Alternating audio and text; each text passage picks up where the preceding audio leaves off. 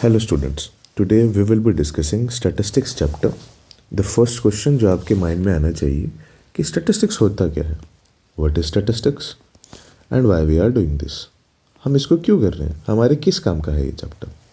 तो सबसे पहले तो आज जो हमारे सेशंस में हम व्हाट को डिस्कस करेंगे कि स्टैटिस्टिक्स होता क्या है, और धीरे धीरे धीरे हम इस वाई के क्वेश्चंस पे जाएंगे कि हम इसको किस तरीके से यूज़ कर सकते हैं और हमें क्यों इसको पढ़ना पड़ता है। ठीक है, तो सबसे पहले इस स्टैटिस्टिक्स का मीनिंग क्लियर करने से पहले हमें दो कीवर्ड्स को अच्छे से समझना पड़ेगा। First one is data and second one is information. Data and information. अब डेटा और इंफॉर्मेशन होता क्या है, ये बेसिकली दो कीवर्ड्स हैं। तो पहले हम इनको समझते हैं। डेटा इज समथिंग लाइक, आपने कहाँ पर सुना है, हमारा इंटरनेट का डेटा क्या होता है, 2 GB डेटा, 1.5 GB डेटा, वो तो इंटरनेट का डेटा होता है। ठीक है, तो डेटा प्राइमरली और जनरली ज़्यादातर हमारे पास किसके फॉर्म में होता है, नंबर्स की फॉर्म में होता है। जैसे 2, 5, 99, 108, 506, ये प्राइमरली हमारे पास डेटा को रिप्रेजेंट करता है। ठीक है, हमें इतना समझ आ रहा है। इन्फॉर्मेशन क्या होती है, उस डेटा से एसोसिएटेड जो भी आपके पास इंफॉर्मेशन या बात बताई जा रही है उसे बोलते हैं हम इंफॉर्मेशन। जैसे 2, अब मैंने लिख दिया 2, 2 कुछ भी हो सकता है। 2 उसका वेट भी हो सकता है, वेट। 2 उसकी एज भी हो सकती है। 2 उसके मार्क्स भी हो सकते हैं टेस्ट में आउट ऑफ 5। समझ आ रहा है। तो जो मैं इसके बारे में बात बता रहा हूँ कि ये 2 नंबर हो क्या सकता है, वो होती है उसकी इंफॉर्मेशन। समझ आ रहा है आपको। तो जनरली जैसे हम एक सिंपल बात में बोलते हैं, I am 2 year old boy, I am 2 year old। अब ये ना आपके पास एक स्टेटमेंट है। ठीक है, अब इसमें 2 क्या है, आपने डेटा बताया हुआ। ईयर किसके बारे में बताया हुआ, ये 2 होता क्या है, वेट भी हो सकता था, उसके कोई मार्क्स भी हो सकते थे, बट आपने उस डेटा के साथ एक इन्फॉर्मेशंस भी मेंशन कर दी जिससे आपने अपनी बात को कन्वे कर दिया। समझ आ रहा है। तो हमें दो कीवर्ड समझ आए कि नंबर्स के साथ अगर कोई इन्फॉर्मेशंस मेंशन हो तो हम उसको स्टैटिस्टिक्स में डील करते हैं। तो जब भी नंबर्स और उसके साथ इन्फॉर्मेशन आपस में एक साथ आ जाए और हमें उसको एनालाइज करना पड़े, उसको हम पढ़ते हैं स्टैटिस्टिक्स में। इतना समझ आ रहा है। ठीक है, अभी धीरे धीरे और क्लैरिटी होगी। अब ये डेटा इन्फॉर्मेशंस होता क्या है, तो सबसे पहले कि इसमें नया वर्ड आता है डेटा हैंडलिंग। क्या ये आपको नोट डाउन करना है, कर सकते हो, बट अभी सिर्फ आप बैठ के सुनो। जहाँ पर नोट डाउन करना होगा वहाँ पर मैं आपको बता दूंगा। अब डेटा हैंडलिंग क्या होता है कि हम किस तरीके से डेटा को हैंडल करते हैं। समझ आ रहे, मतलब कि एग्जाम्पल के लिए अगर हमें डेटा हैंडलिंग को ही समझाना हो तो सबसे पहले डेटा हैंडलिंग में हमारे पास होता है कलेक्शंस ऑफ डेटा, कि हम डेटा को किस तरीके से कलेक्ट करते हैं।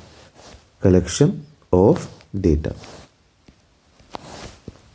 Collection of data. अब इस कलेक्शंस ऑफ डेटा को मल्टीपल वेज में हो सकता है। एग्जाम्पल के लिए आपको यही डेटा कलेक्ट करना है तो हो सकता है वो डेटा आपके पास मैचेस का डेटा हो, क्रिकेट मैच का डेटा। समझ आ रहा है। फॉर एग्जाम्पल विराट कोहली ने 100 स्कोर किया, तो वो 100 क्या है, उनके रन्स। तो एक डेटा है, उसके साथ क्या है, रन की इंफॉर्मेशन है। फॉर एग्जाम्पल किसी बॉलर ने, ईशांत शर्मा ने या फिर युजवेंद्र चहल ने रन के साथ साथ विकेट्स भी ली, 10 विकेट्स। तो ये 10 क्या है, डेटा, एंड विकेट्स क्या है, उसकी इन्फॉर्मेशन। तो हम डेटा कलेक्ट कर रहे हैं। अब ये एक मैच का होगा, सेकंड मैच का होगा, डिफरेंट मैच का। फॉर एग्जांपल आज टेम्परेचर डिफरेंट है, अब मैं यहाँ लिखता हूँ 10 डिग्री, 10 लिखा है, तो 10 के साथ मुझे एक्स्ट्रा कोई इन्फॉर्मेशन देनी पड़ेगी। 10 डिग्री क्या है, सेल्सियस।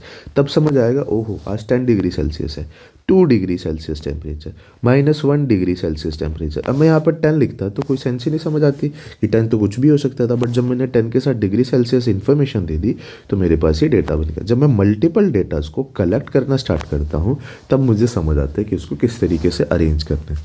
अब डेटा तो कलेक्शन होगी, अब कलेक्शंस के बाद हमारे पास आता है उस डेटा को टैबुलर फॉर्म में अरेंज करना, टैबुलर फॉर्म में अरेंज करना।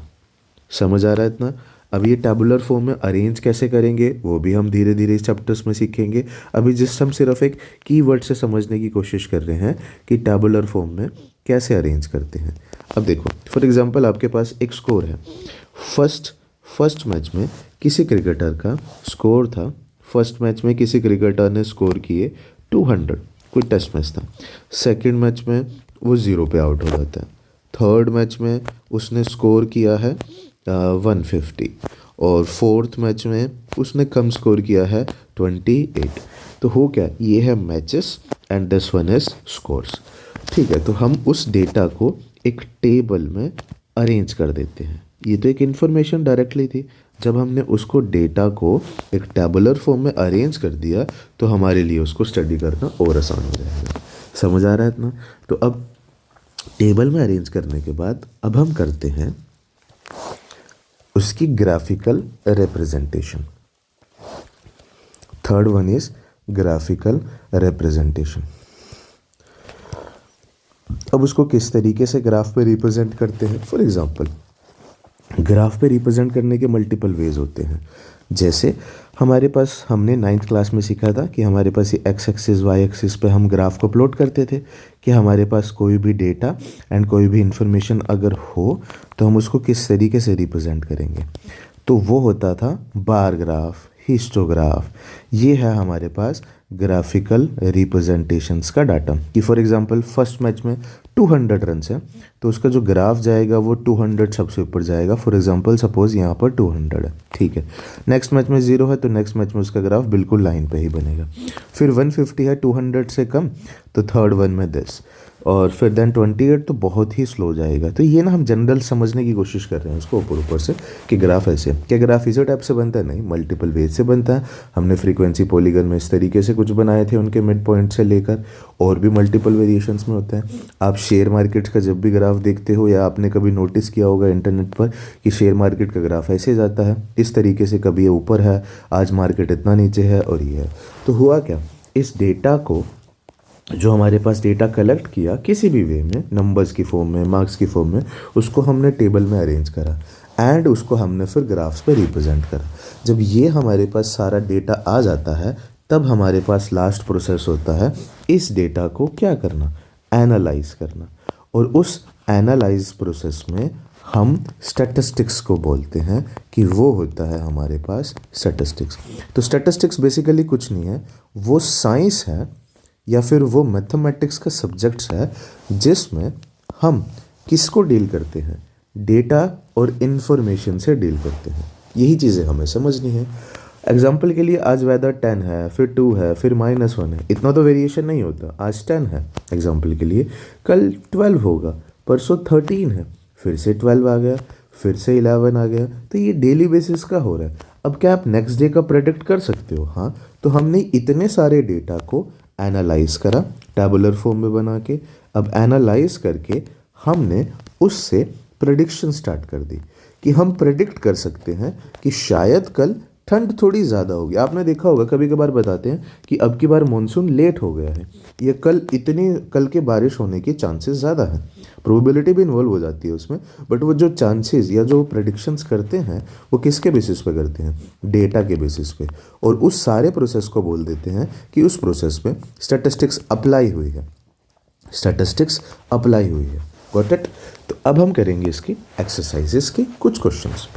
उससे करने से पहले अभी हम थोड़ा सा एक सीरीज़ के बारे में समझ लेते हैं कि क्या क्या हमारे पास कितने कितने टाइप्स की सीरीज़ होती है। तो सबसे पहला फर्स्ट टॉपिक है हमारे पास types of series. Types of series, इसको आप साथ साथ नोट डाउन करना। इसमें कुछ चीज़ें हैं जो आपके पास बोर्ड्स में आएंगी और कुछ चीज़ें हैं जो आपके पास नहीं आएंगी। फिर आप कहोगे सर वो कर क्यों रहे हैं? वो इसलिए कर रहे हैं ताकि आपके पास एक बेटर अंडरस्टैंडिंग बनी रहे। ठीक है, मैं खुद ब खुद आपको इन्फॉर्म कर दूंगा। फर्स्ट सीरीज़ होती है आपके पास, अगर हम डिस्क्रीट सीरीज़ में बात करें तो फर्स्ट होती है हमारे पास इंडिविजुअल सीरीज़। अभी जस्ट बैठ के इसको देख लो, names individual series, individual series. Second होती है हमारे पास discrete series, discrete series. Discrete series. And third one होती है कंटिन्यूअस सीरीज, कंटिन्यूअस सीरीज और डाटा, और डाटा, ठीक है। अब इंडिविजुअल सीरीज होती क्या? फॉर एग्जाम्पल आपके पास कोई इंफॉर्मेशन है रोहन की, रोहन के क्लास टेस्ट में मार्क्स आए हैं, उसका वेट इतना है। एग्जाम्पल के लिए वेट का एग्जाम्पल लेके चलते हैं। यहाँ पर आएगा स्टूडेंट नेम और यहाँ पर अभी सपोज कर लेते हैं हम उसका weight in terms of KG. अब अगर रोहन एक स्टूडेंट है तो उसका वेट हमने कैलकुलेट करा, वो रफली आया 50 केजीज।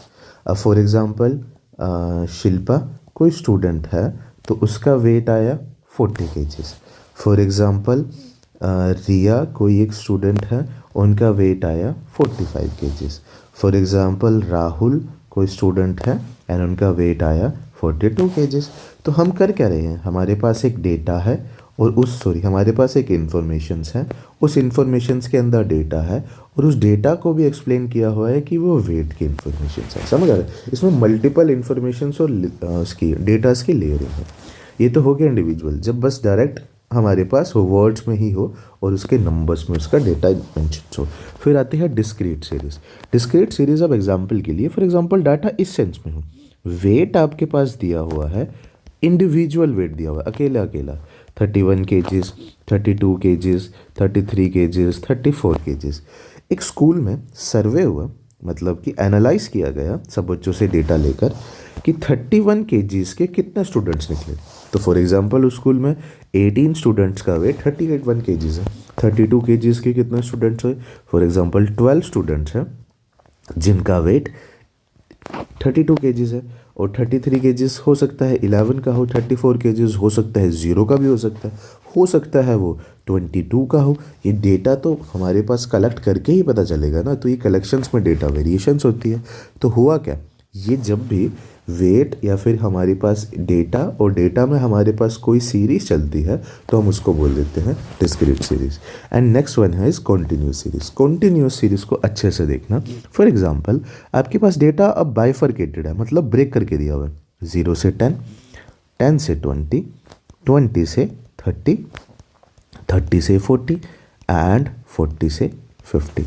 जब आपके पास ये डेटा है, और ये डेटा किसी का भी हो सकता है, आपके मार्क्स का, आप किसी भी चीज़ का हो सकता है, ये भी किसी का हो सकता था एंड ये भी किसी लेवल का हो सकता था। अब 0 से 10 का कोई भी डेटा है हमारे पास, फॉर एग्जांपल 2, 7, 3, 4 और इसका हो गया हमारे पास 1। अब ये जो हमारे पास कॉन्टिन्यूस डेटा है ना, एक्चुअली में ये डेटा है जो आपको स्टडी करना है क्लास 10th में। ये डेटा नहीं है, ये भी डेटा नहीं है। फिर आप कहोगे जब नहीं था तो सर आपने कराया क्यों? ये इसलिए कराया क्योंकि हम डायरेक्टली अगर कंटिन्यूस सीखते हैं ना, फिर आप बोलते सर अगर डेटा ब्रेक ना करके दिया होता तो क्या मतलब होता है उसका? तो ये मतलब होता है उसका। ये तो हमारे पास कंबाइन करके ग्रुप में दे दिया। जब भी डेटा ऐसे अनग्रुप या इस तरीके से हमारे पास मेंशन्स होता है या इस तरीके से मेंशन होता है तो वो होती है इंडिविजुअल और डिस्क्रीट। है ये भी डेटा, है ये भी डेटा, है ये भी डेटा और इन्फॉर्मेशन। बट गड़बड़ क्या होती है कि हम डायरेक्टली नहीं डील करते इसको क्लास में, हम इस क्वेश्चन से ज़्यादा डील करते हैं। तो हमारे पास जब भी ग्रुप्स ऐसे डिवाइड्स या ब्रेक होकर आ जाए तो हमें इसको समझना पड़ता है। इसको बोलते हैं हम क्लास इंटरवल। क्या बोलते हैं हम इसको? Class interval, CI।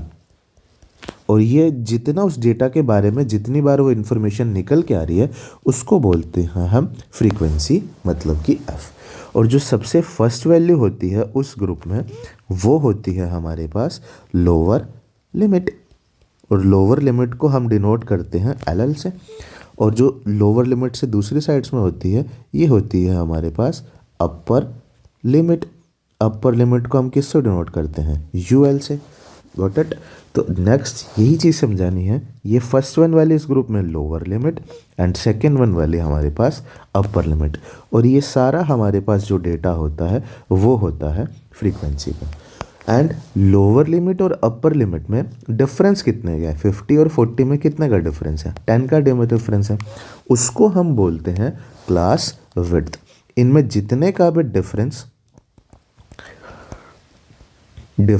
या मैं उसको कभी कभार गैप भी बोल देता हूँ, उसको बोलते हैं, उसको डिनोट करते हैं H से, एंड उसको मैथमेटिकली बोलते हैं क्लास विड्थ। सिंपल टर्म्स में बोलते हैं ओह 40 और 50 के बीच में मिडल में गैप्स कितने हैं, एंड 40 एंड 50 के बीच में जो क्लास इंटरवल है उसकी विड्थ कितनी है। तो यहाँ पर h है मेरे पास 10, अगर यहाँ पर 45 हो जाता है और ये 50 है तो क्लास विड्थ हो जाती 5। तो हमने बेसिक्स कीवर्ड्स को अच्छे से समझ लिया है, और हमारे पास जो डीलिंग में भी यूज़ होता है वो होता है ये वाला मेथड। कौन से वाला? जिसमें हम ये वाला मेथड हमारे पास डीलिंग में होगा। इसी से ही हमें सीबीएसई क्वेश्चंस पूछता है। बस हमें अगर इसके बारे में समझ आ गया तो हमें हर चीज़ समझ आ गई। नोटेड। अब चलते हैं नेक्स्ट हमारे पास एक एग्जांपल्स पर। अब हमने ये पढ़ लिया, पहले हमने रिविजन्स करते हैं। पहले हमने पढ़ा स्टैटिस्टिक्स, अब हल्का सा रिकैप है। स्टैटिस्टिक्स किससे डील करता है? डेटा और इन्फॉर्मेशंस को। डेटा और इन्फॉर्मेशन हमने समझ लिया, नंबर से एसोसिएटेड जो भी चीज़ होगी डेटा, और उस नंबर के बारे में कुछ भी इन्फॉर्मेशन या कुछ भी आइडिया लग रहा होगा वो होगी इन्फॉर्मेशन। अब डेटा हैंडलिंग्स भी कैसे कैसे हम डेटा को हैंडल करते हैं। सबसे फर्स्ट स्टेप उसको कलेक्ट करना, देन उसको टेबल में अरेंज करना, एंड देन थर्ड स्टेप होता है उसको ग्राफ में रिप्रेजेंट करना। जब ये तीनों प्रोसेस फॉलो हो जाते हैं तब हम बैठ के डेटा को क्या करते हैं? एनालाइज। अब उस एनालाइज के जो प्रोसेसेस होते हैं, किस किस तरीके से एनालाइज कर सकते हैं, वो हम अब पढ़ेंगे। जैसे अब उस एनालाइजेशन प्रोसेस को अगर हम जनरल करके बात करें तब हम उसको बोलते हैं सेंट्रल टेंडेंसीज।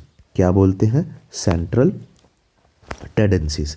अब क्या ये वर्ड पढ़ना है? हाँ, एक लेवल तक समझना है आपको। अब सेंट्रल टेंडेंसीज क्या होती है? बेसिकली एवरेजेस ही होती है मल्टीपल टाइप्स पे, मीडियंस की या नॉर्मली एवरेजेस ही होती है। ये एवरेजेस 3M से डिनोट करते हैं, हमको 3M से डिनोट करते हैं। फर्स्ट वन क्या होता है हमारे पास? मीन वाली एवरेजेस या मीन की सेंट्रल टेंडेंसीज। सिंपल वर्ड्स में एवरेज बताया बट एक्चुअली में एवरेज नहीं होता, एक्चुअली में सेंट्रल टेंडेंसीज होता है। अगर हम +1 में जाएंगे या अगर हम चाहे कॉमर्स ले या फिर नॉन मेडिकल ले, तब हमें और अच्छे से समझ आते हैं कि सेंट्रल टेंडेंसीज कैसे फिगर आउट करते हैं, स्टेप डेविएशंस मेथड से, वेरिएंस मेथड से। बट अभी के लिए हमारे पास बेसिक से मेथड्स इतने हैं। एंड सेकेंड M होता है, 3M है तो सेकेंड M होता है हमारे पास मोड, एंड थर्ड वन होता है हमारे पास मीडियन। हमने इन्हीं 3 से डिस्कस करना है। फर्स्ट एक्सरसाइज इज मीन की, second one is mod, and third one is median. For example mean figure out करना है। कैसे फिगर आउट करना है? मीन के भी हमारे पास मल्टीपल मेथड्स होते हैं, मल्टीपल। बट अभी हमारे पास जो क्लास 10th में है, लॉकडाउन से पहले जो क्लास 10th होती थी उसमें 3 मेथड्स होते थे, लेकिन लॉकडाउन के बाद जो सिलेबस डिलीशंस हुआ है उसका, उसमें हमारे पास मैक्सिमम अब 2 ही टाइप्स रह गए। सबसे फर्स्ट टाइप होता है डायरेक्ट मेथड। इसको नोट डाउन करना, ये जो हमने अभी लिखा है ना ये सेंट्रल टेंडेंसीज, ये इंपॉर्टेंट है। सबसे पहला फर्स्ट होता है हमारे पास डायरेक्ट मेथड, एंड सेकंड होता है हमारे पास assumed mean method. Assumed mean method. अब इनको करना कैसे होता है, अभी बस धीरे धीरे धीरे साथ साथ हम करते रहेंगे। आपको बैठ के सुनना है और नोट डाउन भी करते रहना, खाली बैठ के मत देखना वरना कोई कुछ नहीं समझ आएगा। अगर हमें कभी भी स्टेप डेविएशंस मेथड्स या डायरेक्ट मेथड या एज्यूम मीन मेथड से निकालना, स्टेप डेविएशन तो नहीं है, तो हम कैसे फिगर आउट करते हैं? अब इसमें एक चीज़ बता रहा हूँ मैं, पहले आप इसको लिख लो फिर मैं अच्छे से आपको समझाऊंगा। स्टेप डेविएशंस में सबसे पहले डायरेक्ट मेथड में सबसे पहले आपका स्टेप होना चाहिए XI को फिगर आउट करना। अब ये XI होता क्या है सर? बस आराम से सुनो अभी के लिए। XI कैसे फिगर आउट होता है? XI फिगर आउट होता है upper limit plus lower limit by 2। समझ आ रहा है? ठीक है, अभी लिख लो जस्ट। एंड सेकेंड स्टेप क्या होता है आपके पास कि आपको ना मीन निकालना है डायरेक्ट मेथड से। तो मीन ऐसे निकलता है, मीन को डिनोट करते हैं x बार से इक्वल टू समीशन, इसको बोलते हैं समीशन, और ये होता है हमारे पास FI मल्टीप्लाई में XI और अपॉन में समीशन FI। अगर ये धीरे धीरे आपको समझ आने लग गया ना तो धीरे धीरे क्वेश्चन समझ आएगा। बट अभी इसको जस्ट नोट डाउन करो क्योंकि ये डायरेक्ट आपके पास एक इन्फॉर्मेशन दे के लिखती है। अभी आपको इतना आइडिया नहीं लगेगा कि सर ये UL क्या है। UL वैसे हमने सीखा, FI XI कहाँ से आया, इसको करेंगे। और एज्यूम्ड मीन में भी क्या होता है, इसका जो फर्स्ट स्टेप होता है एज्यूम्ड मीन का, हम इसको थोड़ा सा साइड में कर देते हैं। हाँ, एज्यूम्ड मीन का जो फर्स्ट स्टेप होगा उसमें भी सेम यही होगा।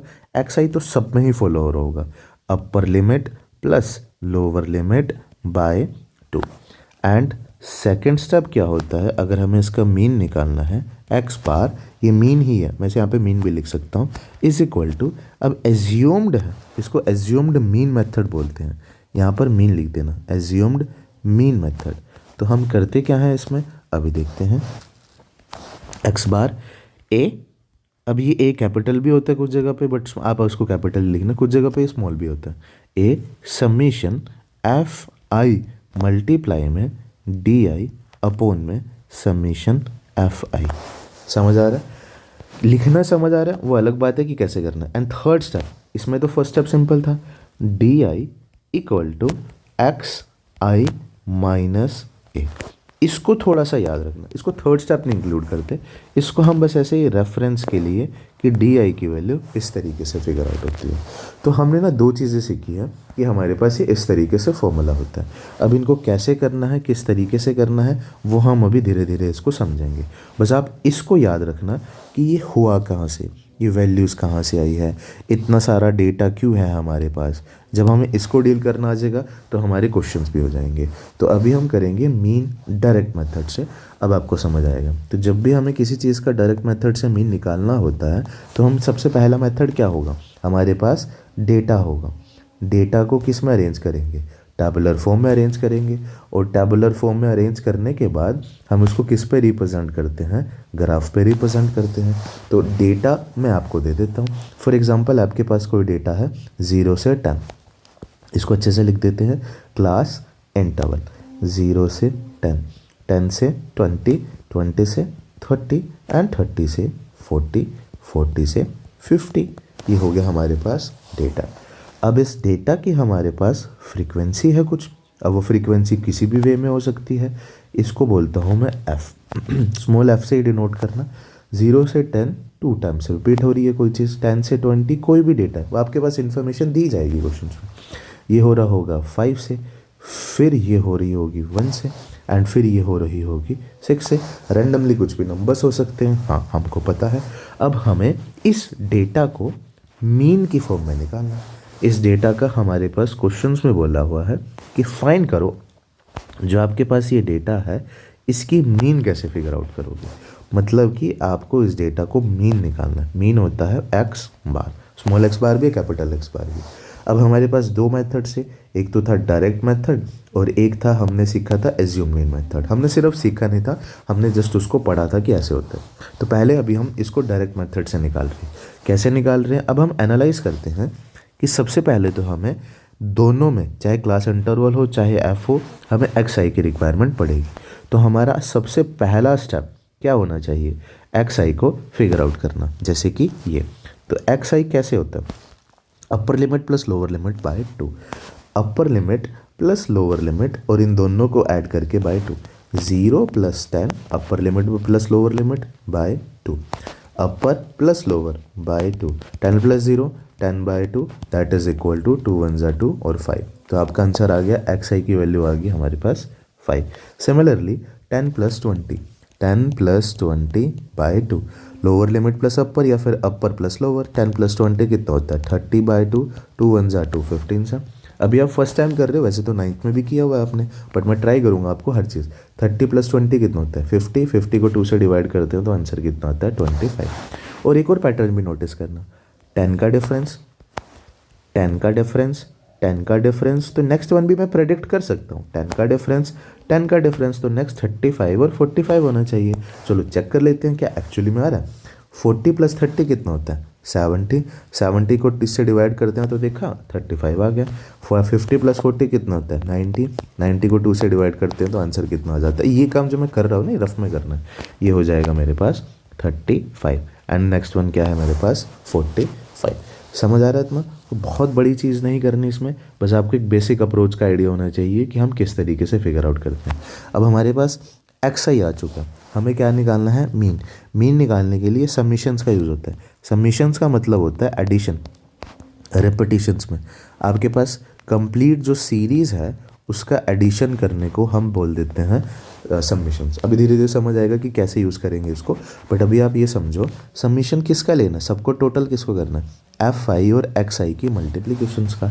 तो हमारा सेकंड स्टेप जो होगा वो क्या होगा, एफ आई और एफ आई एक्स आई की मल्टीप्लिकेशंस। अब एफ आई एक्स आई की मल्टीप्लिकेशंस कैसे फिगर आउट होगी? एफ फर्स्ट का एफ आई एक्स आई का मतलब है अगर मैं एफ वन ले रहा हूँ तो एक्स वन लेना पड़ेगा।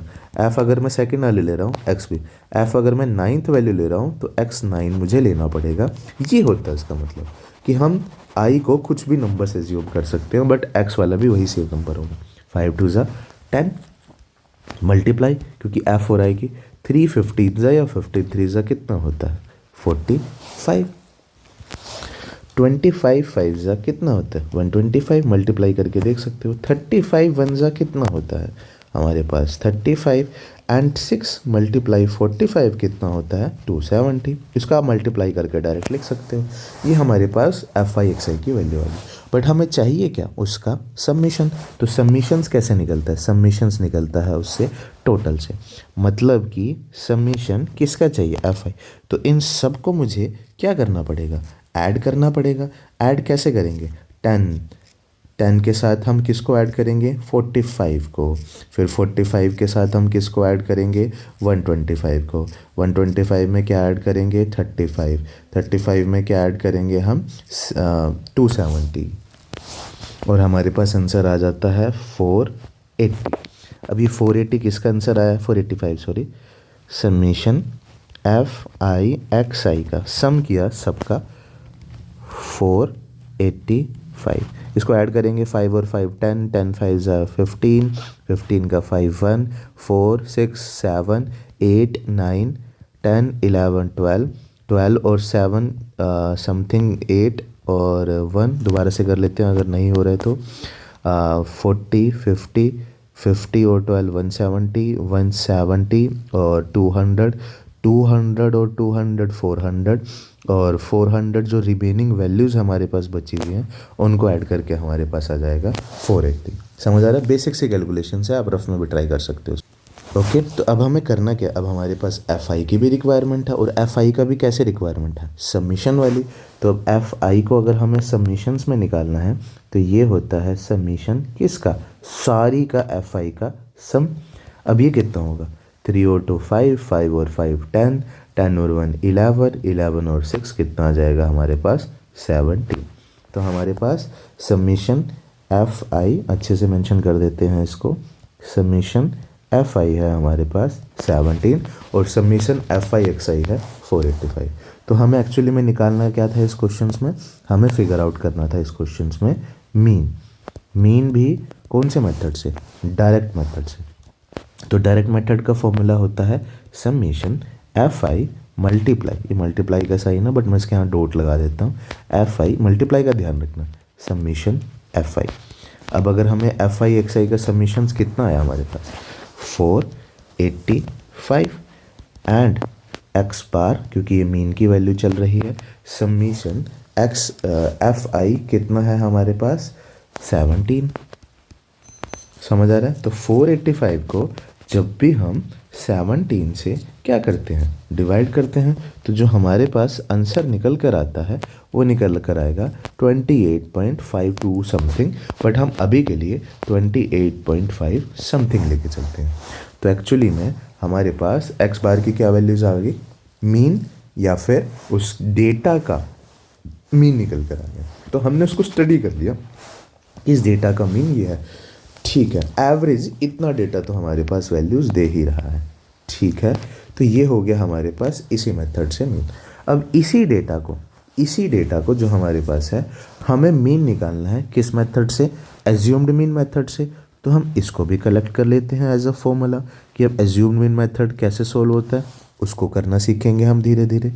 Assumed mean method same data है, सब कुछ सेम है, बस आपकी वेरिएशंस कहाँ पर हो जाएगी उसको किस तरीके से रिप्रेजेंट करके लिखना है। Got it? तो अब हम उसको उसी डेटा सेम डेटा को लिख रहे हैं और सेम डेटा का ही हम मेथड सीखेंगे। फर्स्ट मेथड था हमारे पास डायरेक्ट मेथड से हमने क्या निकाला मीन फिगर आउट करा एंड जो हमारे पास सेकंड मेथड जब हम कर रहे हैं वो हम कर रहे हैं एज्यूम्ड मीन मेथड से क्या फिगर आउट कर रहे हैं मीन फिगर आउट कर रहे हैं। ये हो चुका है अभी करा है, इसको अभी हम ट्राई कर रहे हैं, ठीक है। तो तो हमारे पास वही सेम डेटा और उसी का ही हमारे पास वेरिएशंस हैं कि हमें उसको स्टेप से एज्यूम्ड मीन से निकालना है। ओके, तो अब हम उसको कैसे फिगर आउट करेंगे वो सारा हमारा इस प्रोसेस में समझ आएगा। अब देखो, क्लास इंटरवल्स आ चुका है। क्लास इंटरवल्स आने के बाद फ्रीक्वेंसी भी हमारे पास उस डेटा की दी हुई है। तो सबसे फर्स्ट स्टेप क्या होता है अगर आपको उसको एज्यूम्ड मीन से निकालना है? एक्स आई कैसे निकलता है वही हमें सीखा हुआ है। X I lower limit plus upper limit by 2, 10 plus 20 कितना होता है? वही सेम जो हमने पहले भी प्रोसेस करा हुआ, बट अब मैं उसको जल्दी करूँगा। 5 और ये कितना हो जाएगा? 15 बाई 2, 30 प्लस 20 बाई 2, 25। और आपको समझ भी आ गया 5, 10, 10 एंड नेक्स्ट गैप कितने का होगा? 10 का, 35, 45। अगर डेटा बड़ा होता और सेम यही कंसिस्टेंसी से चल रहा होता 55, 65 ऐसे करते चलेगा। ठीक है, दैट्स इट। अब इसमें एक थोड़ा सा नया कैच है। क्या? हमारे पास ना ए ये नई चीज़ है और डी आई भी नई चीज़ है, और डी आई की वैल्यू होती है एक्स आई माइनस ए। तो मतलब कि ए और ए तो हमें चाहिए, और ए क्या होता है? ए एक्चुअली में आपके पास वो एज्यूम्ड वैल्यू होती है। एज्यूम्ड वैल्यू होती है जो आप खुद से एज्यूम कर सकते हो। अब एज्यूम्ड वैल्यू कौन सी होगी, कहाँ से होगी? वो एज्यूम्ड वैल्यू होगी आपके पास एक्स आई से। हो सकता है वो एज्यूम्ड वैल्यू ये हो, क्योंकि एज्यूम ही तो करना, एज्यूम ही तो करना है। अगर मुझे एज्यूम ही करना है तो मैं यही एज्यूम कर लूँगा, अगर मुझे एज्यूम ही करना है तो मैं ये एज्यूम कर लूँगा। बट हमारे पास टाइम ज़्यादा लग सकता है। बहुत छोटी वैल्यू होगी तो हो सकता है आंसर अजीब आ जाए, बहुत बड़ी वैल्यू होगी हो सकता है आंसर करने में ज़्यादा आंसर निकल जाए। इन सब से आंसर निकल जाता है, कोई दिक्कत नहीं होती। हल्का सा वेरिएशन आता है पॉइंट्स का, बट आंसर आ जाता है। टाइम कंज्यूम ज़्यादा होता है। तो सबसे बेस्ट वे, मैं नहीं कह रहा हूँ कि यही मेथड होता है, सबसे बेस्ट वे क्या होता है कि हम मिडल वैल्यूज़ को कंसीडर करते हैं। मिडल वैल्यू जैसे 25, ये ऊपर से भी 1 2 के बाद आ रही है और नीचे से भी 1 और 2 के बाद आ रही है। तो ये हम 25 को एज्यूम कर लेते हैं कि ना सबसे ऊपर वाली वैल्यू आनी है ना नीचे वाली, हमने सबसे मिडल डेटा को एज्यूम कर लिया। तो हमारे पास जो एज्यूम्ड वैल्यू हुई है वो हुई है 25। तो हमने ए को एज्यूम कर लिया है 25। अभी के लिए मैं इसको हल्का सा कलराइजेशन से कर देता हूँ। ए है हमारे पास एज्यूम्ड वैल्यू, समझ आ रहा है? अब साथ साथ इसको लेके चलते हैं कि हमें एज्यूम्ड वैल्यू को कैसे करना है। तो सबसे पहले हमें डी आई पता होना चाहिए। ए तो हमें समझ आ गया, ए को मैं साइड में लिख लेता हूँ। ए इज इक्वल टू 25। ठीक है, डी आई क्या होता है? एक्स आई माइनस ए। अब ए तो मुझे समझ आ गया क्या आया है 25, तो मैं एक्स आई माइनस 25 भी लिख सकता हूँ, हाँ, क्योंकि डी आई की वैल्यू ऐसे निकलती है। तो 5 डी आई कैसे निकलेगा? एक्स आई में से 5 में से किसको माइनस करना है? 25 को। 5 माइनस 25, तो 5 माइनस 25 होता है माइनस के 20, क्योंकि 25 बड़ा है उसके साथ ही है। तो फर्स्ट आंसर आ गया मेरे पास माइनस के 20। सेकेंड, 15 माइनस 25, 15 में से 25 माइनस करें तो आंसर कितना आएगा? माइनस के 10। तो बस दैट्स इट, माइनस के 10। 25 में से 25 को, दैट्स इक्वल टू 0। 35 में से 25 को 10, 45 minus 25 that is equal to 20, क्योंकि एक्स आई का मतलब है फर्स्ट एक्स आई में से इसको माइनस करना, एक्स सेकंड में से इसको माइनस करना, थर्ड में से 25 को माइनस करना, एक्स 3 में से 25, 4 में से 25, दैट्स इट।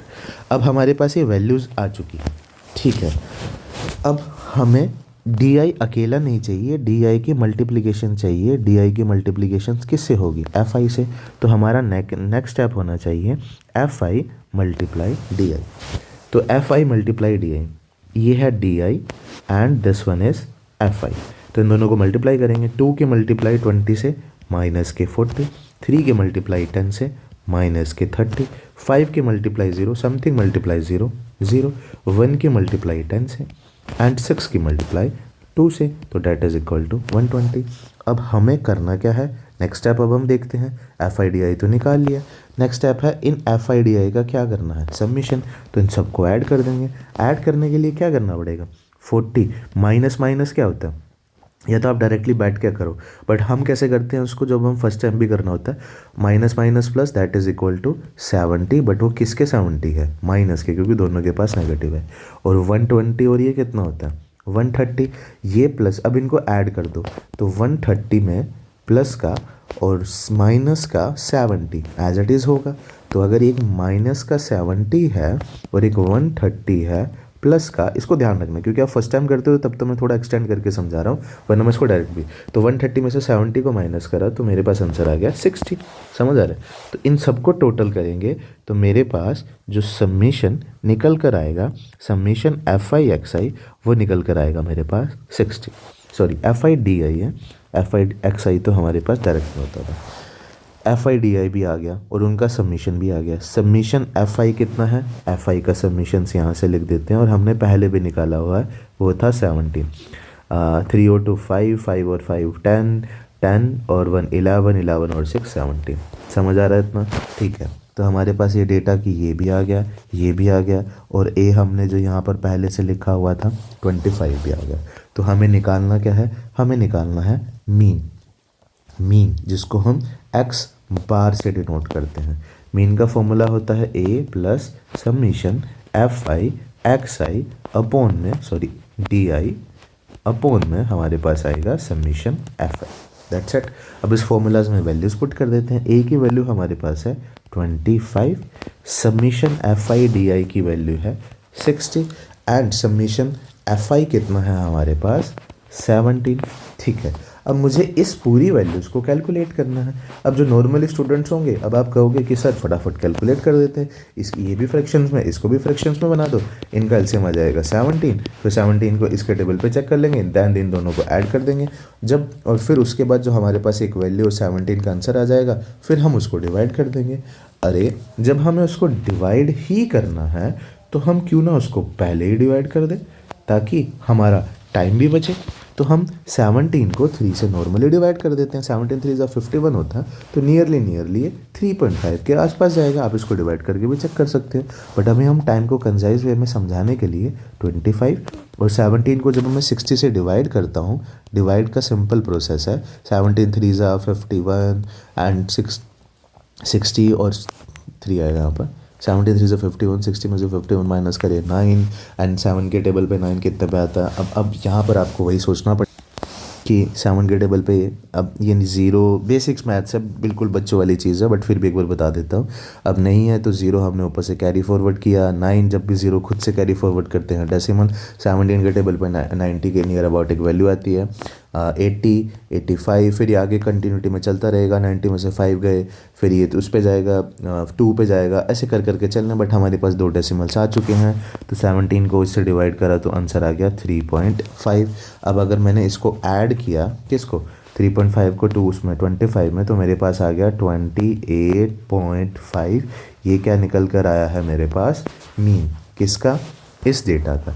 अब एक चीज़ नोटिस करना, जो मैं आपको दिखाने की भी कोशिश कर रहा था, अब मैं इसको थोड़ा सा जूम्ड आउट कर देता हूँ, फिर भी आपको विजिबल होगा। जब भी डायरेक्ट मेथड से सोल्व करा, ये वाला फॉर्मूला अप्लाई करा, तब मीन कितना आया 28.5। एज्यूम्ड वाले मेथड से भी क्वेश्चन सोल्व करा, ये वाला मेथड अप्लाई करा, तब भी मेरे पास आंसर कितना है 28.5। तो आप कोई भी मेथड अप्लाई कर सकते हो, बट फ़र्क क्या होता है, ईजी मेथड कौन सा है, ये भी अपनी जगह पे वैलिड होगा। ज़रूरी नहीं है कि ये छोटा मेथड्स है तो ये, कुछ क्वेश्चंस में ये बड़ी, जिसमें बड़ी मल्टीपल स्टेटमेंट होती है, उसमें ये जल्दी से आंसर निकालता है। जिसमें डेटा बड़ा सिंपल ईजी होता है, उसमें ये वाला जल्दी अप्लाई होता है। और ये कुछ क्वेश्चंस में डायरेक्ट वाला मेथड्स बहुत लेंथी हो जाता है। तो अब दोनों से आंसर सेम आ रहे हैं, क्यों सेम आ रहे हैं, क्योंकि हम एट द एंड निकाल मीन ही रहे थे। मीन के 2 टाइप्स, डायरेक्ट और एज्यूम्ड मीन। तो जब वो मीन ही, एक काम तो एक ही हो रहा है, वेज अलग अलग है, तो आंसर कैसे डिफरेंट आ सकता है। तो 28.5 एंड 28.5। अब इसी से मिलते जुलते जितने भी क्वेश्चन हैं आपको NCERTs के, वो खुद से ट्राई करने हैं। क्वेश्चंस में बोलेगा कि इसको एप्रोप्रिएट मेथड से सोल्व करो। एप्रोप्रिएट मेथड्स अब आपको खुद ही अप्लाई करके देखना पड़ेगा कि कौन सा एप्लीकेशन से या कौन से मेथड से, क्या ये डायरेक्ट से निकल सकता है, क्या ये एज्यूम्ड मीन से निकल सकता है। बस इन दोनों मेथड से आपको समझना है, कोई भी एक करना, कोई भी, ओनली वन। दोनों को अपनी 1-2 क्वेश्चंस करके ट्राई करके देख लेना दोनों मेथड से। एग्जाम्स में आपको एक ही मेथड से इसको ट्राई करना। Okay, that's it.